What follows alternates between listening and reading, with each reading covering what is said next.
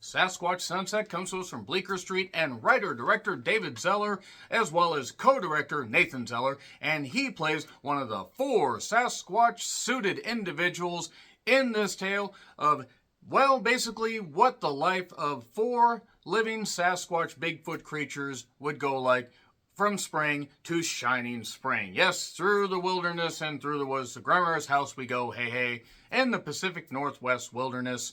We get to witness Jesse Eisenberg, who's been in a lot of stuff, including Zombieland, and actually is a pretty prolific actor. Riley Cano, who was in It Comes at Night.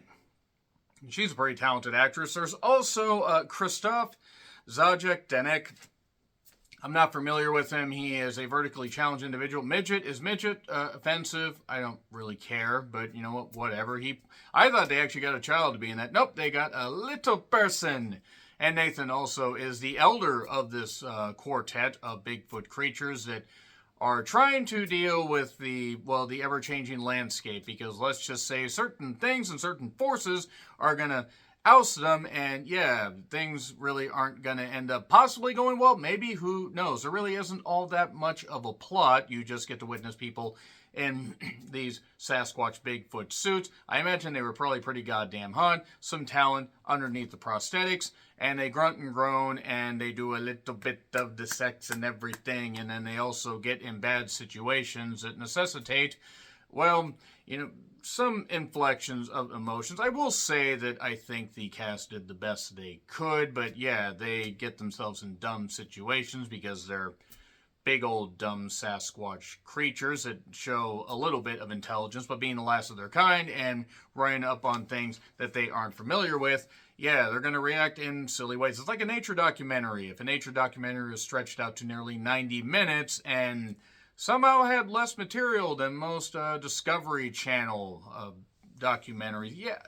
Okay, so I'm just going to be perfectly honest here. While I understand why critics and audiences, at least some of them, went gaga over this, how it was a different way of presenting a movie, and I certainly agree there. There's also this crowd over here that hated it, that thought that there wasn't nearly enough material to justify a full-length feature. I'm more over here, even though I recognize what they were trying to do. Different type of movie, not good. Not good at all. Honestly, one of the worst movies that I've seen this year. This didn't click for me. Bleecker Street is right up there with Blumhouse, or Blumhouse, however you want to say it, where now if their name is on the goddamn marquee, I'm going to think, well, this is going to be dog shit. Check out what Bleecker Street has released in just the past 2 years, and you will understand what I'm saying. I've seen a couple of them. I reviewed a couple of them. That being said, neat little idea. Just didn't work at all. And yes, the fact that they were communing with nature, and they were trying to maybe communicate and get more of their kind there, even though they're the last of their kind. And there is that horrifying thing of people, animals being, taken out of their element. There's certainly something to be said for that, but yeah, this just didn't work. This just didn't work at all. I'm going to get into spoilers. It's in theaters if you want to check it out. Probably out on streaming pretty soon. 3, 2, 1, yeah, spoilers. Okay, so Nathan Zeller, after getting Riley's character pregnant, she's having to carry this whole goddamn thing around. They're procreating. And here's the thing, though. If you have 4 left and you procreate, and there's only one woman to do the procreating, aren't you eventually going to get into the incestuous side of the whole thing? Yeah, you are. Yeah, you really are. That's why killing off species at that point, probably not a good thing. That being said, she's having to carry the baby around Nathan, and then so they get in fights. He wants to really do more of the sex, but she's pregnant. He has the idea to maybe look at this wood piece, and I guess anything is a hole if you're brave enough. And he goes off. There's some cool nature shots and some good cinematography. I will say that much. And then he ends up picking a fight with a mountain lion or cougar. And not that kind of cougar. The kind that kills you. And because he thinks that this would be a good idea to stick his dick in head, nope, he ends up getting killed. Which is good. It's what he fucking deserves. I gotta be perfectly honest, I was rooting for the cougar here because I thought if the cougar kills everybody off, then the movie ends sooner. Because I didn't like this. I didn't like this at all. And Jesse Eisenberg's character basically gets killed because he's trying to do, dance on the log and everything. He gets pinned underneath it. He drowns, even though the others try to free him. So now it is up to Christophe and Riley to basically make, things work. They run into some stuff, with, people, their X's on these trees because man is making his way in there. Getting into the forest. Can't see the forest through the trees. We then get, a forest fire during, one of the seasons.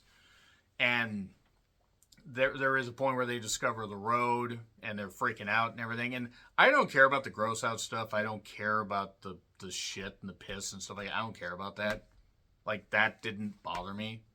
The movie just had no material. That's really what it comes down to. I wasn't grossed out by any of that. I was like, oh, okay, that's what we got. All right. Is what it is. They end up having, basically Riley ends up giving birth to the kid, sharts it out, the little baby one, and then has to throw the placenta and the umbilical cord at the mountain lion that apparently has followed them pretty goddamn far, saying, I'm going to have a taste of you again. And then they do that. Then they go off through winter. One collects a chicken, almost puts it in a bear trap, and then Riley's like, no, you can't do that. All while grunting, by the way, no dialogue. And then they happen upon this Willow Creek, Bigfoot museum. And Christophe's character is clanking some rocks together, because they used to hit the sticks into the goddamn trees as a way to echo maybe a call to their, past. Maybe a call to, other Bigfoot creatures that are there, but nobody's around. There doesn't seem to be anyone around. And then they are alone now, and yeah, the clicking of the rocks is the only sound. And on that note, with the Tiffany reference completely butchered, yeah, I'm sorry, I didn't like this. I didn't like this at all. There's barely any material to it, and even though the presentation is unique, I give them credit for it, I didn't like this at all. Maybe people will feel differently. Let me know your thoughts in the comments. Like, share, subscribe, Twitter handle in the description. I'm John Rickland. I'll see you soon.